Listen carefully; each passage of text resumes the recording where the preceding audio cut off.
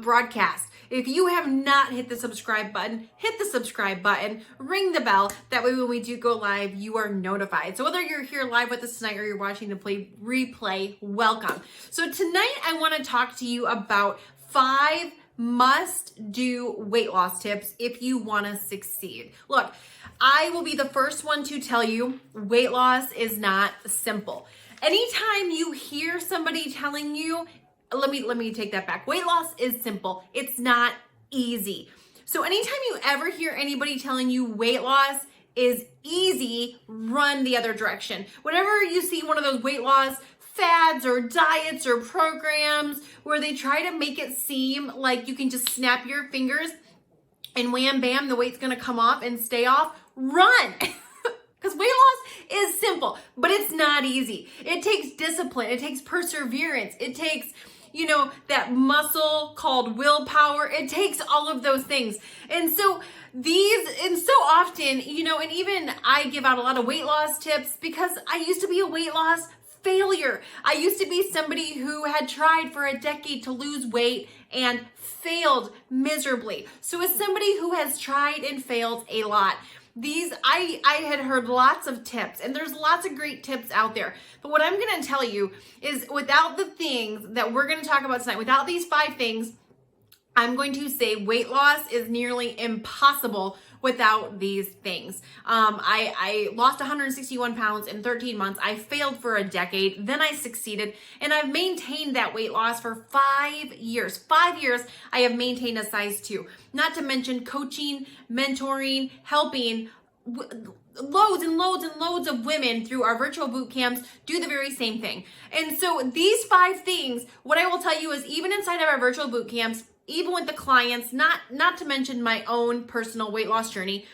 the ones that are succeeding the most are the ones doing these 5 things. The ones that are failing and floundering and getting off track are the ones not doing these 5 things. So with that being said, by the way, if you hear anything that you like tonight, go ahead and give the video a thumbs up. Make sure to hit the subscribe button so that way you do get notified when we go live or when we upload tips, and ring the bell as well. Actually, I think it's ringing the bell and turning on all notifications that will alert you when we go live and when we upload a video. So anyway, let's go ahead and dive right in. Number 1, and by the way, let me just say, these are good tips whether you are a weight loss beginner, you have been a weight loss failure, and I lived in the weight loss failure space for more than a decade. All that means is you've been trying to lose weight and you're not succeeding. You're currently riding the struggle bus. You have the pass to the struggle bus.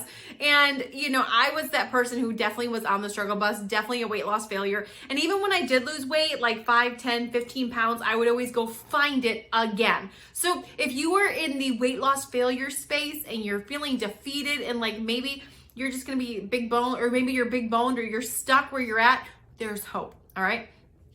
So number 1, creating a plan of action. Okay. Now I want to talk about this one for a brief second, because most of the time when I say this, people are like, well, of course, Carmen, you got to have a plan. But then we go on to keep talking and they're of course not end up turning out that they have no plan. Okay. So if we rewind over 6 years ago to when I had first started, I committed to losing weight. We had a toddler and a newborn at the time. And it was one of those moments where it was like, okay, I had read a statistic that linked obesity in parents to kids. And that was my breaking point.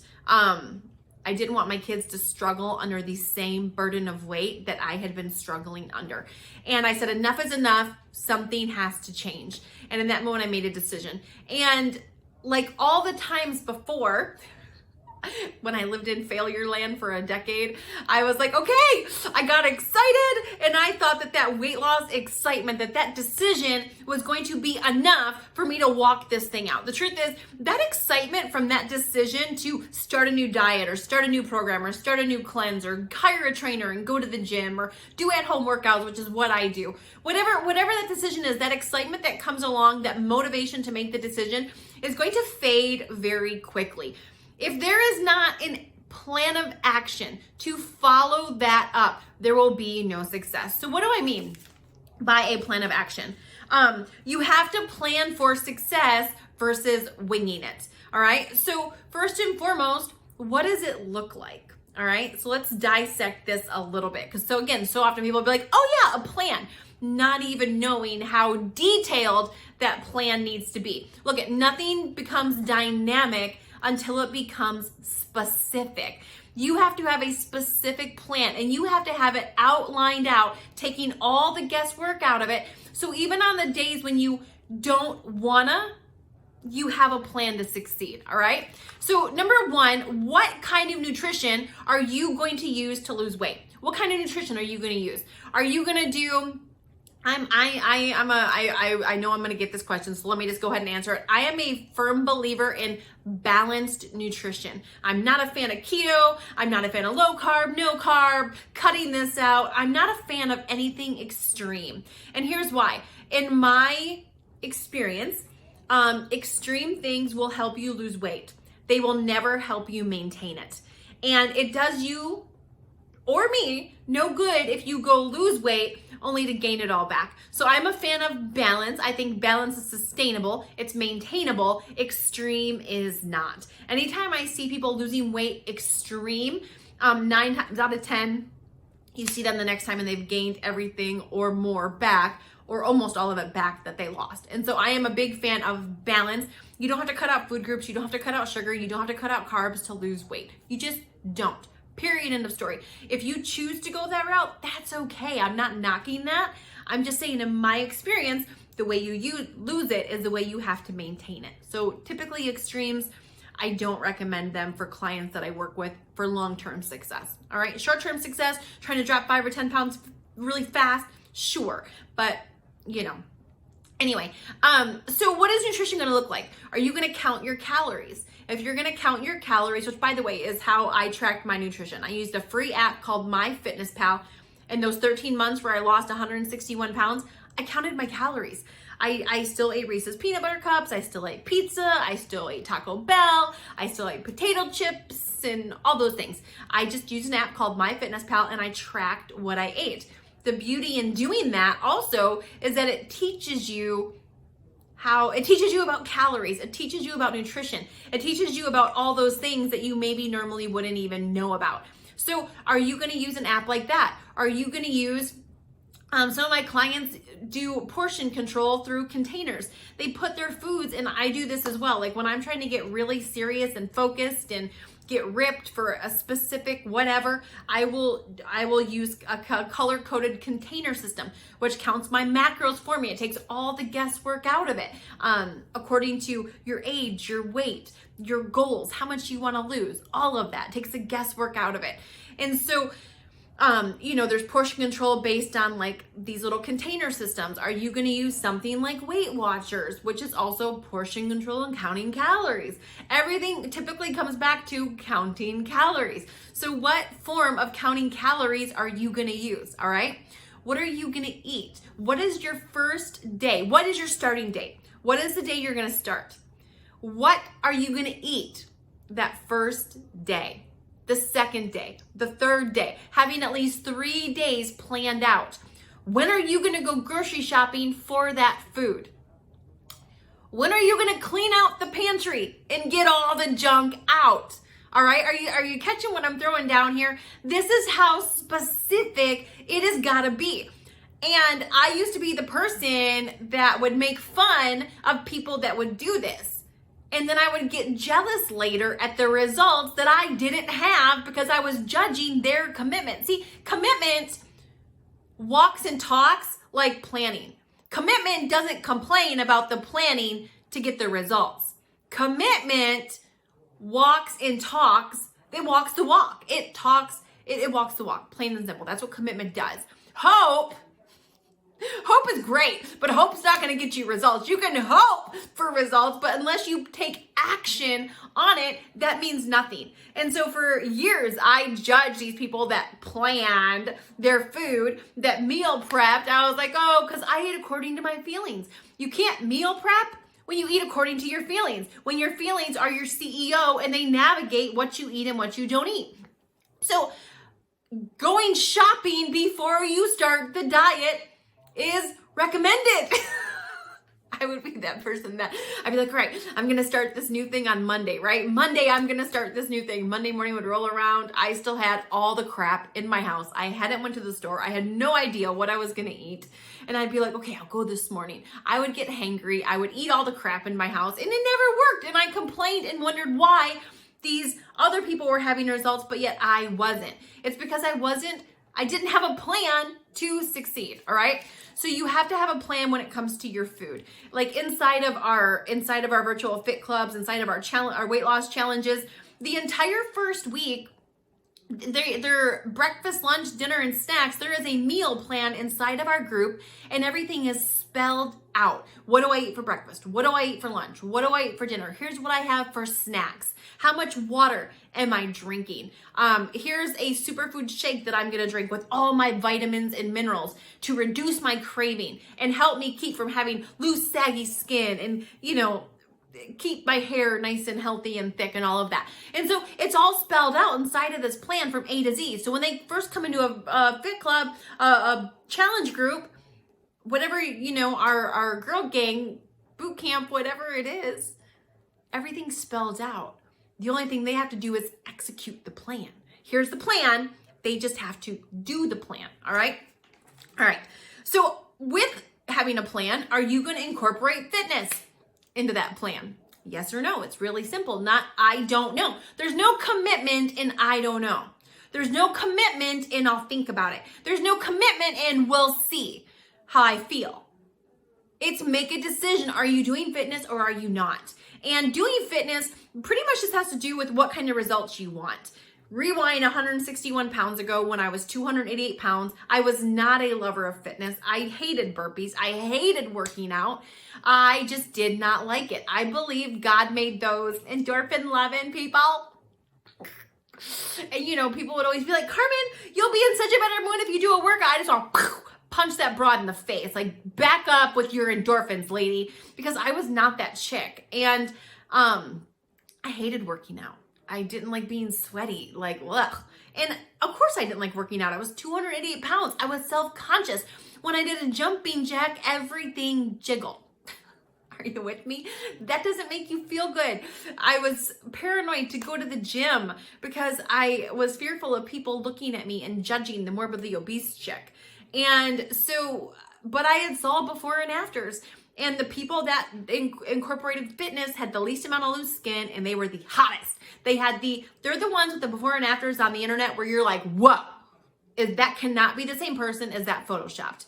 And it's so funny because that's how I chose what to do. And today I get accused of my before and afters being photoshopped, which is hilarious. Hilarious. Anyway, so are you going to do fitness or not? And if you are you going to go to the gym? Are you going to do at-home workouts? What time are you going to work out? Like for me, I just do them at home. I press play on a workout. I have a subscription and I have access to almost 1,000 different workouts that I can do on any given day. And depending on what I'm focusing on, if I'm just going to lose weight, maybe I'll do some cardio. If I want to tone up, maybe I'll do some lifting. Whatever it is, my workouts are always according to the goals that I have. And so I don't have to leave all 3 of my kids or find somebody to watch them. I can just walk down to my basement, press play, and do my workout here at home. If me being fit required me or working out, going to a gym, I would not make it that often, personally. I would love to go to the gym. Just isn't my priority with my current time that I have. So anyway, are you going to work out? What workout are you going to do? What are you going to wear when you work out? I know this sounds really simple, but hear me on this. The more details you plan out, the more committed you get. Did you hear me on that? The more details you pre-plan, the more committed to the goal you are. When you make the big decision of I'm going to work out and then you wing the rest, you have little itty bitty commitments. But when you plan, think, let me compare it like this. Let's just say you're like, okay, Saturday, we're going to do something as a family. Saturday rolls around, you're tired, you don't feel like it, it's raining, you're like, meh. One of the kids is having a meltdown, you're like, we're staying home. But let's just say that Saturday, You're like, all right, we're going to do something. And you go online and you start looking and you're like, oh my goodness, the aquarium is having this going on. Oh my gosh. And so you go online, you buy the tickets, you prepay for the parking. You schedule an appointment meeting a girlfriend downtown for lunch. So now you didn't just decide that Saturday you're going to do something. You planned out all the details. You coordinated with your mom. Hey, mom, we're leaving at 9 a.m. Meet me at the house. You told your husband, you told your wife, you bought the tickets, you paid for the parking, you're meeting your girlfriend down there. All the details are planned out. Saturday morning, it's raining, the kid's having a meltdown. It's much harder to back out when you've planned all the details than when you've planned nothing and you just have the hope and thought of, oh, we're going to do something fun. A couple years ago, we kept saying we were going to go camping. And it was years and we had never been camping. Well, finally, I started at the beginning of the year booking 2 camping trips a year. And you want to know what? We've been camping twice a year, every year since I started doing that. A hope is never a plan. Hope is hope, a plan is a plan. There is a difference between the two. So you got to make sure you're operating on a plan and not hope. Hope's not going to get you the results. All right. So, and what are you going to wear when you're working out? Are you seeing what I'm saying? The more you can plan out, the more committed you are to that plan. All right. All right. Number 2, find somebody who has what you want and do what they do. A lot of times for most of us, this isn't going to be your brother or your sister or your mom or your daughter or your son or your husband or your wife. Most of the time, we have to go outside of our little circle and find somebody who has what we want and do what they do. And by the way, for most of us, this isn't the same person in every area of our life. So I have people that have done, again, for business, find somebody who has what you want and do what they do.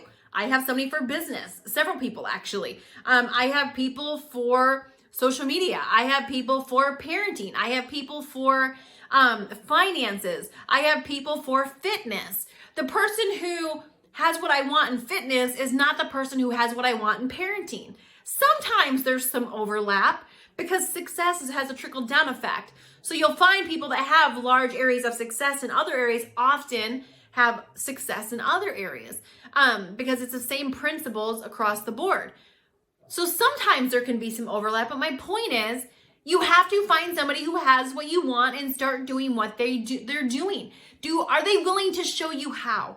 Are they willing to give you advice? If you find somebody who has great kids, unfortunately, we live in a society today where we see somebody with great kids and we judge them.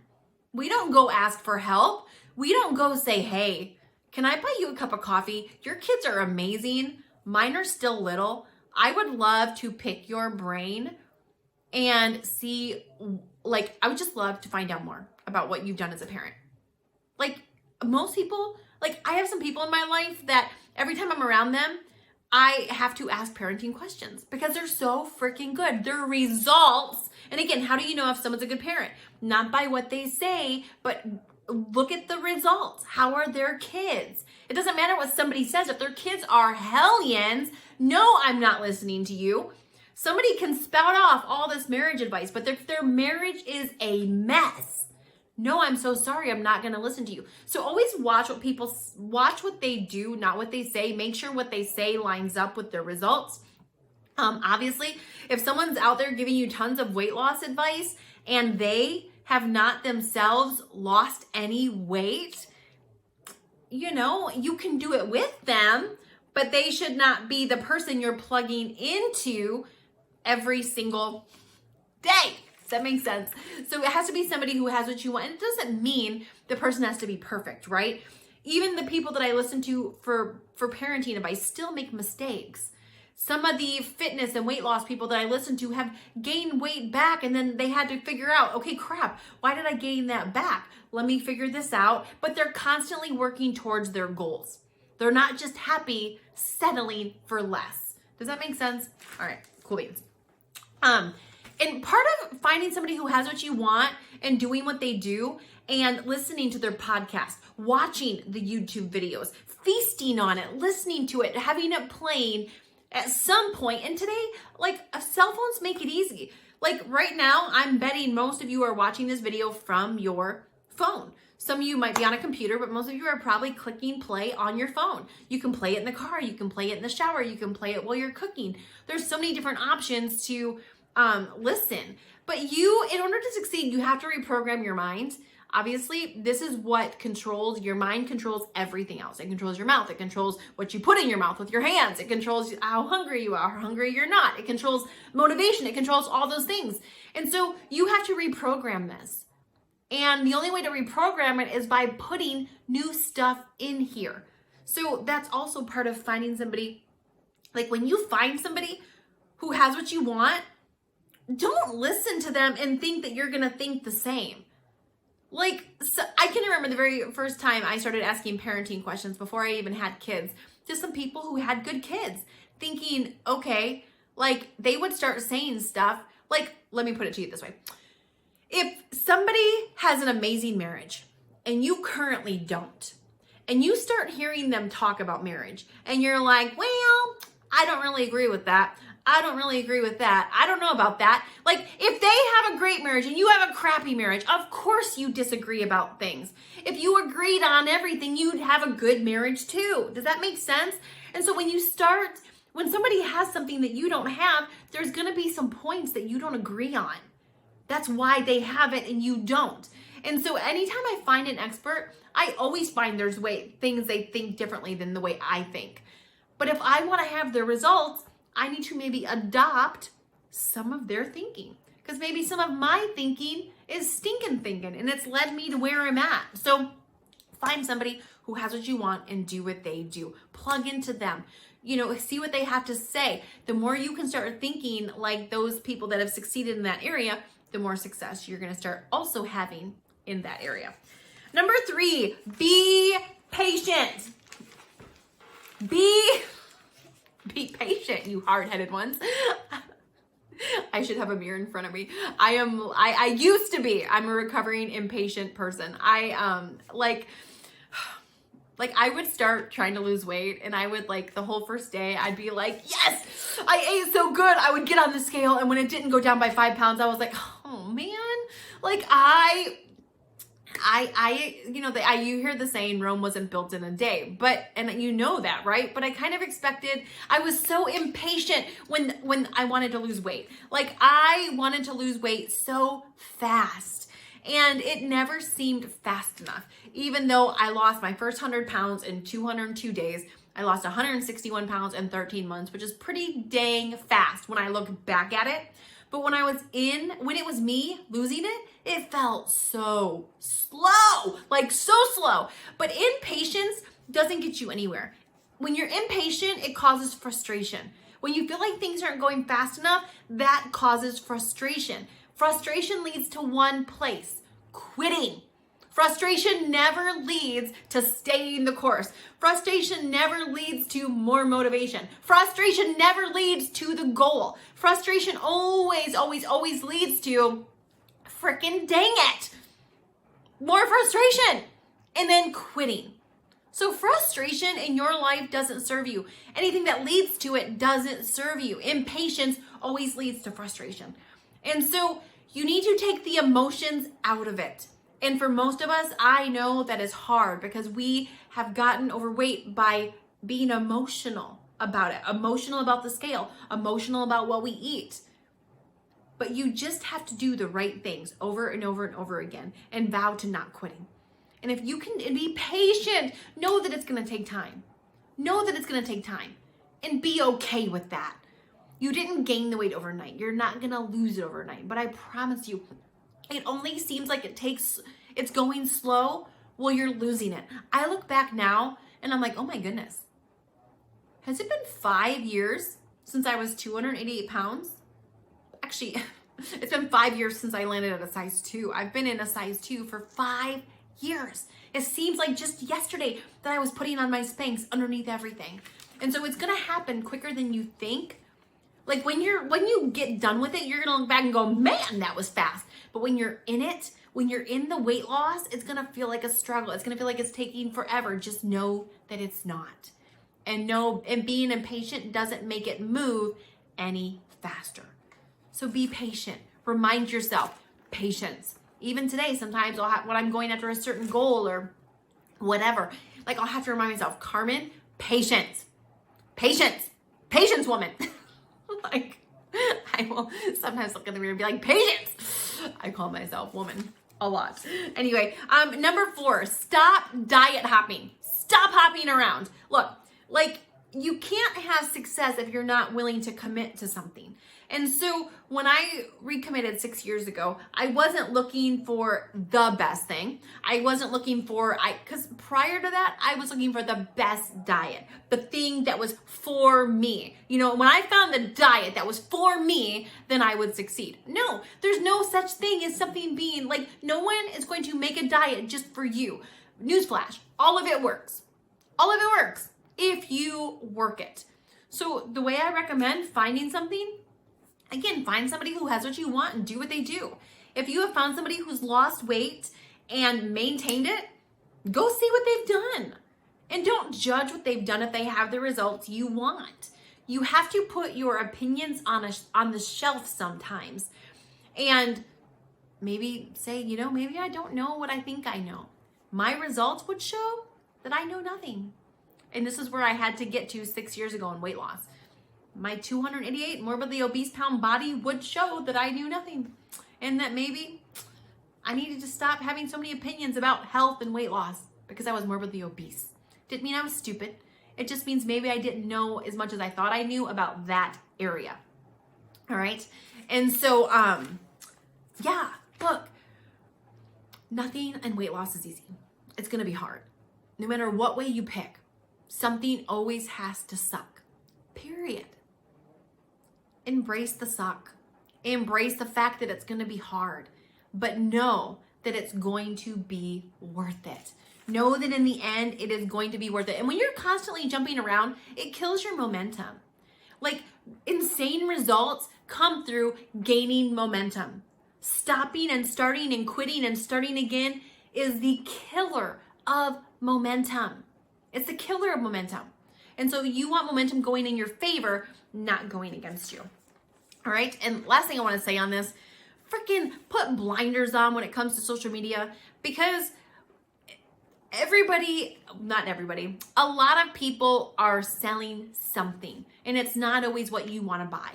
And what I mean by that is when you jump on social media, there's a lot of people that are like having these quick flash in the pan. Hey, I lost 10 pounds. Hey, I lost 20 pounds. Hey, I did this. Like there was a lot of people that I knew that were doing that started with me in this whole weight loss thing.